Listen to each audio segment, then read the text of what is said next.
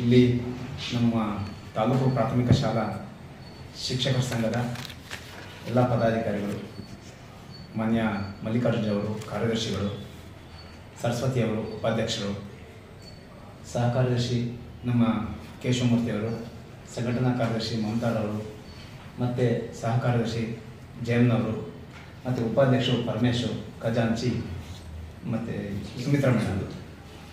ಇದು ನಮ್ಮ ಅರಕಲಗೂಡು ತಾಲೂಕು ಘಟಕದ ಪದಾಧಿಕಾರಿಗಳ ಒಂದು ವೃಂದ. ಏನು ಇವತ್ತು ದಿಢೀರ್ನೆ ನಾವು ಒಂದು ಮಾಧ್ಯಮದ ಮುಂದೆ ಬಂದಿದ್ದೀವಿ ಅಂತಂದರೆ, ನಮ್ಮ ಮೊನ್ನೆ ಒಂದು 29ನೇ ತಾರೀಕಿನಲ್ಲಿ ಒಂದು ರಾಜ್ಯ ಸಂಘದಿಂದ ಒಂದು ಮೀಟಿಂಗ್ ಆಯಿತು.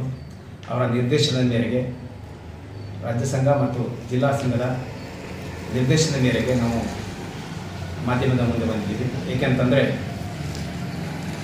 ನಾವು ಏನು ಪ್ರಾಥಮಿಕ ಶಾಲಾ ರಾಜ್ಯದಲ್ಲಿ ಸುಮಾರು 1,70,000 ಶಿಕ್ಷಕರಿದ್ದೀವಿ. ಅದರಲ್ಲಿ ಪದವೀಧರರೇ 80,000 ಶಿಕ್ಷಕರಿದ್ದೀವಿ. ಹಾಗಾಗಿ 2017ರಲ್ಲಿ ಶಿಕ್ಷಣ ಇಲಾಖೆ ಒಂದು ನಿಯಮವನ್ನು ಜಾರಿಗೆ ತರ್ತಾರೆ, C&R ಅಂತ. ಅದರಲ್ಲಿ ಉನ್ನತ ಮತ್ತು ನೇಮಕಾತಿ ಅಂತೇಳಿ ಆ ನಿಯಮ ಶಿಕ್ಷಣ ಇಲಾಖೆಗೆ ಅವಶ್ಯಕವಾಗಿ ಬೇಕಾಗಿದ್ದೆ. ಅದಕ್ಕೆ ನಾವೆಲ್ಲ ಸ್ವಾಗತಿಸ್ತೀವಿ. ಏಕೆ ಅಂತಂದರೆ ಶಿಕ್ಷಣ ಇಲಾಖೆಯಲ್ಲಿ ಪ್ರತಿಯೊಂದು ಸಹ ಬದಲಾವಣೆಗಳಾಗಬೇಕು ಮತ್ತು ಆ ಒಂದು ಇಲಾಖೆಯಲ್ಲಿ ಹೊಸ ಹೊಸ ಯೋಜನೆಗಳನ್ನು ತರಬೇಕಾಗುತ್ತೆ. ಒಂದು ಗುಣಾತ್ಮಕ ಶಿಕ್ಷಣದ ಅತ್ತ ಸರ್ಕಾರ ಹೋಗ್ತದೆ, ಅದಕ್ಕೆ ನಾವು ಸ್ವಾಗತ ಮಾಡ್ತೀವಿ. ಆದರೆ ಆ 2017ರ ಒಂದು C&R ಏನು ರೂಲ್ಸ್ ಇದೆ ಅದು ನಮ್ಮ ಶಿಕ್ಷಕರಿಗೆ ಮಾರಕವಾಗಿದೆ. ಏಕೆ ಅಂತಂತಂದರೆ ಅಲ್ಲಿ ಒಂದು ರೂಲ್ಸನ್ನು ತಂದು 2 ವೃಂದಗಳನ್ನು ಮಾಡಿದರು. ಒಂದು PST, ಒಂದು GPT ಅಂತೇಳಿ 2 ವೃಂದಗಳನ್ನು ಮಾಡಿ ನಮಗೆ ಅಲ್ಲಿಂದ ಏನು ನಾವು 25-30 ವರ್ಷಗಳ ಕಾಲ ನಮ್ಮ ನೇಮಕಾತಿ ಆಗಿರೋದು 1 to 7th ಒಳಗೆ 1 to 7th ಒಳಗೆ ಪಾಠ ಮಾಡಿ ಅಂತ. ಆದರೆ 2017ರಲ್ಲಿ ಒಂದು ನಿಯಮ ಏನಾಗ್ತೋ ಅಲ್ಲಿ PST ಮತ್ತು GPT ಅಂತ ಮಾಡಿದರು. 2 ವೃಂದಗಳನ್ನು ಮಾಡಿದರು. ನಾವು ಹಿಂದೆ ಏನು ನೇಮಕಾತಿ ಆಗಿದ್ವು ನಾವೆಲ್ಲ PST ಆದ್ವಿ. ಮತ್ತು ಈಗ ಹೊಸದಾಗಿ ಏನು ರಿಕ್ರೂಟ್ಮೆಂಟ್ ಮಾಡಿದ್ರು ಅದು ಪದವೀಧರರು ಅಂತೇಳಿ. ಆ ಪದವೀಧರರ ವೃಂದಕ್ಕೆ ನಮ್ಮನ್ನು ಏನು ಪದವಿ ಮಾಡಿದ್ವಿ ಅದನ್ನ ಸೇರಿಸ್ತಿಲ್ಲ, ಅದನ್ನ ನಮ್ಮ ಬೇರ್ಪಡಿಸಿದ್ರು. ಅದೇ ಉದ್ದೇಶ. ನಮ್ಮಲ್ಲಿ ನಾವೇನು ಬೇಡಿಕೆ ಇಟ್ಟಿದ್ವಿ ಅಂತಂದರೆ, ಒಂದು 2007ರ ಹೊಸ ವೃಂದ ಮತ್ತು ನೇಮಕಾತಿ ನಿಯಮಗಳನ್ನು 2016ಕ್ಕಿಂತ ಮುಂಚೆ ಏನು ನೇಮಕ ಆದೋ ಅವರಿಗೆ ಪೂರ್ವಾನ್ವಯ ಆಗಬಾರ್ದು ಮತ್ತು ಇದರಿಂದ ಪ್ರಾಥಮಿಕ ಶಾಲಾ ಶಿಕ್ಷಕರಿಗೆ ಅನ್ಯಾಯವನ್ನು ಸರಿಪಡಿಸೋದು ಒಂದು.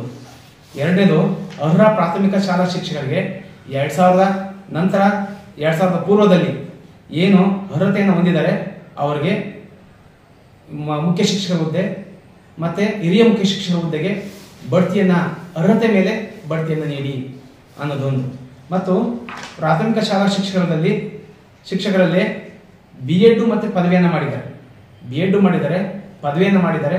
ಅದರ 2017ರ ಹಿಂದೆ ಏನು ಅವರು B.Ed ಮತ್ತು ಪದವಿಯನ್ನು ಮಾಡಿದ್ದಾರೆ ಅವರಿಗೆ ಗ್ರೇಡ್ 2 ಹೈಸ್ಕೂಲ್ಗೆ ನಿಯಮಸಾರ ಬಡ್ತಿಯನ್ನು ನೀಡ್ತಾ ಇದ್ರು.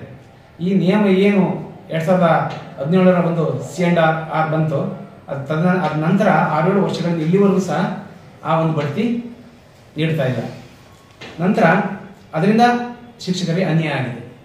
ಏನು GPT ಶಿಕ್ಷಕರನ್ನು ತಗೊಳ್ತಾ ಇದ್ದಾರೆ ಅಷ್ಟೇ ಅರ್ಹತೆಯನ್ನು ಹೊಂದಿದ್ರು ಸಹ ಸರ್ವಿಸ್ 20-25 ವರ್ಷ ಸರ್ವಿಸ್ ಇದ್ರೂ ಸಹ ನಮ್ಮನ್ನು ಕಡೆಗಣಿಸ್ತಾ ಇದ್ದಾರೆ. ನಾವು GPT ವಿರೋಧಿ ಅಲ್ಲ, ನಮ್ಮನ್ನು ಪರಿಗಣಿಸಿ. GPT ಏನು ಅರ್ಹತೆ ಮೇಲೆ ತಗೊಳ್ತಾ ಇದ್ರಿ, ಏನು 20,000 ಶಿಕ್ಷಕರನ್ನ ನೀವು ನೇಮಕಾತಿ ಮಾಡಿದಿರಿ, ಅದಕ್ಕೆ ನಾವು ವಿಲೀನಗೊಳಿಸಿ. ಆದರೆ ಸರ್ಕಾರ ಏನು ಮಾಡ್ತದೆ, ಇಷ್ಟು % ನಾವು ಮಾಡ್ಕೊಳ್ತೀವಿ ಅಂತೇಳಿ. ಆದರೆ ನಾವು ಏನು ನಮ್ಮ ಸೇವಾವಧಿಯನ್ನು ಅದನ್ನು ಸೇರಿಸಿ ನೀವು ಸೇವಾ ಅವಧಿಯನ್ನು ಪರಿಗಣಿಸಿ ಅನ್ನೋದು ನಮ್ಮ ಗುರಿ, ನಮ್ಮ ಒಂದು ಮುಖ್ಯ ಉದ್ದೇಶ. ಹಾಗಾಗಿ ಅದೊಂದು. ಈಗ ನಾವು ಏನು 1,88,532 ಜನ ಈ ನಮ್ಮ ರಾಜ್ಯದಲ್ಲಿ ಶಿಕ್ಷಕರಿದ್ದೀವಿ. ಅದರಲ್ಲಿ ಸುಮಾರು 80,000 ನಾವು ಪದವೀಧರರಿದ್ವಲ್ಲ, ಆ ಪದವೀಧರನ್ನ ಏನು ಮಾಡಿದ್ದಾರೆ ಅಂತಂದರೆ ಈಗ ಡಿಪ್ರೊಮೋಟ್ ಮಾಡಿದ್ದಾರೆ. ಏಕೆಂತಂದರೆ ನಾವು ಇಲ್ಲಿವರೆಗೂ 1 to 7th ನಾವು ಪಾಠ ಮಾಡ್ಕೊಂಡು ಬಂದಿದ್ದೀವಿ, ಈಗಲೂ ಮಾಡ್ತಾ ಇದ್ದೀವಿ. ಆದರೆ ನಾವೇನಾದರೂ ಏನು 2017ರಲ್ಲಿ ಒಂದು ನಿಯಮವನ್ನು ತಂದರು, ನಮ್ಮ ಪ್ರಮೋಟ್ ಮಾಡಿದ್ರು, ಅದು ಮಾಡಿದ್ದೇ ಆದರೆ 6ರಿಂದ 7ಗೆ ನಾವು ಪಾಠ ಮಾಡೋವಾಗೇ ಇಲ್ಲ. ನಾವು ಪದವೀಧರರು 6ರಿಂದ 6 ಮತ್ತು 8ಕ್ಕೆ ಪಾಠ ಮಾಡೋವಾಗಿಲ್ಲ, ಆದರೂ ನಾವು ಮಾಡ್ಕೊಂಡು ಬಂದಿದ್ವಿ. ಯಾಕೆಂದರೆ ಮಕ್ಕಳ ಹಿತದೃಷ್ಟಿಯಿಂದ ನಾವು ಪಾಠ ಮಾಡ್ಕೊಂಡು ಬಂದಿದ್ವಿ. ಸರ್ಕಾರನೇ ಈ ಆದೇಶ ಮಾಡಿದ್ರು. ನಾವು ಇಲ್ಲ, ಇವತ್ತು ಮಕ್ಕಳಿಗೆ ಅನ್ಯಾಯ ಆಗಬಾರ್ದು ಅಂತೇಳಿ ನಾವು ಅನೇಕ ಬಾರಿ ಸರ್ಕಾರಕ್ಕೆ ಮನವಿಯನ್ನು ಕೊಟ್ಟಿದ್ದೀವಿ. ಇವತ್ತಲ್ಲ ನಾಳೆ ಆಗ್ಬೋದು, ಸರ್ಕಾರ ನಮ್ಮ ಕಡೆ ನೋಡ್ಬೋದು ಅನ್ನೋ ದೃಷ್ಟಿಯಿಂದ ನಾವು ಪಾಠ ಮಾಡ್ಕೊಂಡು ಬಂದಿದ್ದೀವಿ ರಾಜ್ಯದ ಎಲ್ಲ ಕಡೆ. ಆದರೂ ಸಹ ಇಲ್ಲಿವರೆಗೂ ನಾವು ಅಲ್ಲಿಗೆ ಸರ್ಕಾರ ನಮ್ಮನ್ನು ಪರಿಗಣಿಸಿಲ್ಲ. ಮತ್ತು ಅದಲ್ಲದೆ ವರ್ಗಾವಣೆಯಲ್ಲೂ ಸಹ ಏನು 20,000 ಶಿಕ್ಷಕರನ್ನ GPT ಶಿಕ್ಷಕರನ್ನ ನೇಮಕಾತಿ ಮಾಡಿದರು, ಅಷ್ಟೇ 20,000 GPT PhD ಶಿಕ್ಷಕರು ಹೆಚ್ಚುವರಿಯಾದರು. ಈ ವರ್ಗಾವಣೆಯಲ್ಲೂ ನಮಗೆ ಅನ್ಯಾಯ ಆಗಿದೆ. ಏನು ಆ GPT ಶಿಕ್ಷಕರು ಬಂದಿದ್ದಾರೆ, ಅಲ್ಲಿ ನಮಗೆ ಆ ವರ್ಗಾವಣೆ ಹೋದಾಗ ಆ ಸ್ಥಾನವನ್ನು ತೋರಿಸ್ತಾ ಇಲ್ಲ. ಎಲ್ಲ GPT ಹುದ್ದೆಗಳನ್ನ 50,000 ರಿಕ್ರೂಟ್ಮೆಂಟ್ಗೆ GPT ಶಿಕ್ಷಕರನ್ನ ನೇಮಕಾತಿಗೆ ರಿಕ್ರೂಟ್ಮೆಂಟ್ ಮಾಡಿದ್ದಾರೆ. ಆ ಹುದ್ದೆಗಳನ್ನು ನಮ್ಮ PhD ಶಿಕ್ಷಕರು ತೋರಿಸ್ತಾ ಇಲ್ಲ. ನಮ್ಗೆ ಅರ್ಹತೆ ಇದ್ರೂ ಸಹ ಆ ಸ್ಥಾನಕ್ಕೆ ಹೋಗಕ್ಕೆ ಆಗ್ತಾ ಇಲ್ಲ. ಹಾಗಾಗಿ ಅದರಿಂದ ನಾವು ಏನು ಮಾಧ್ಯಮಗಳ ಮೂಲಕ ನಾವು ಒಂದು ಸರ್ಕಾರದ ಗಮನ ಸೆಳೆಯುವಂಥ ಒಂದು ಕಾರ್ಯಕ್ರಮ. ಮೊದಲನೇದಾಗಿ ನಾವು 5ನೇ ತಾರೀಕು ನಮ್ಮ ಸ್ಥಳೀಯವಾಗಿ ಮಾನ್ಯ ಶಾಸಕರಿಗೆ ಈ ಮನವಿಯನ್ನು ಕೊಡೋದ್ರ ಮೂಲಕ, ಮತ್ತು ತಾಲೂಕು ದಂಡಾಧಿಕಾರಿಗಳಿಗೆ ಈ ಮನವಿಯನ್ನು ಕೊಡೋದ್ರ ಮೂಲಕ, ಮತ್ತು ನಮ್ಮ ಕ್ಷೇತ್ರ ಶಿಕ್ಷಣಾಧಿಕಾರಿಗಳಿಗೆ ಮನವಿ ಕೊಡೋದ್ರ ಮೂಲಕ 5ನೇ ತಾರೀಕು ನಮ್ಮ ಎಲ್ಲ ಸಂಘದವರು ಮನವಿ ಕೊಡ್ತೀವಿ. ನಂತರ 7ನೇ ತಾರೀಕು ಜಿಲ್ಲಾ ಮಟ್ಟದಲ್ಲಿ ಜಿಲ್ಲಾಧಿಕಾರಿಗಳಿಗೆ, ಮುಖ್ಯ ಕಾರ್ಯನಿರ್ವಹಣಾಧಿಕಾರಿಗಳಿಗೆ ಮತ್ತು ಉಪನಿರ್ದೇಶಕರಿಗೆ ಈ ಒಂದು ಮನವಿಯನ್ನು ಕೊಡ್ತಾ ಇದ್ದೀವಿ. ಮತ್ತು ಗಮನ ಸೆಳೆಯುವಂಥ ಒಂದು ಕಾರ್ಯ ಆಗಿರ್ತದೆ. ನಂತರದ ದಿನಗಳಲ್ಲಿ ಇದಕ್ಕೂ ನಾವು ಸರ್ಕಾರ ಏನಾದರೂ ನಮಗೆ ಸ್ಪಂದಿಸಲಿಲ್ಲ ಅಂದಾಗ ನಾವು 12ನೇ ತಾರೀಕು ಒಂದು ಇದಕ್ಕೆ ಹೋರಾಟವನ್ನು ಹಮ್ಮಿಕೊಳ್ಳೋಕ್ಕೆ ನಮ್ಮ ರಾಜ್ಯ ಸಂಘ ತೀರ್ಮಾನ ಮಾಡಿದೆ.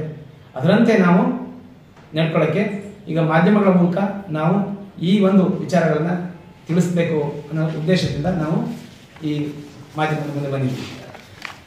ಕಳೆದ 6-7 ವರ್ಷಗಳಿಂದ ಕೂಡ ಈ ಒಂದು ಹೋರಾಟದ ಬಗ್ಗೆ ಸಂಬಂಧಪಟ್ಟ ಅಧಿಕಾರಿಗಳಿಗೆ ಒಂದು ಮನವಿನ ಕೊಟ್ಟರು ಕೂಡ ಅದರ ಫಲ ನಮಗೆ ಸಿಗದ ಕಾರಣ ಇದೇ ತಿಂಗಳ 12/8/2024 ರಾಜ್ಯ ಮಟ್ಟದ ಬೃಹತ್ ಹೋರಾಟ ಫ್ರೀಡಂ ಪಾರ್ಕ್ ಬೆಂಗಳೂರಿನಲ್ಲಿ ನಡೆಸ್ತಾ ಇದ್ದೀವಿ.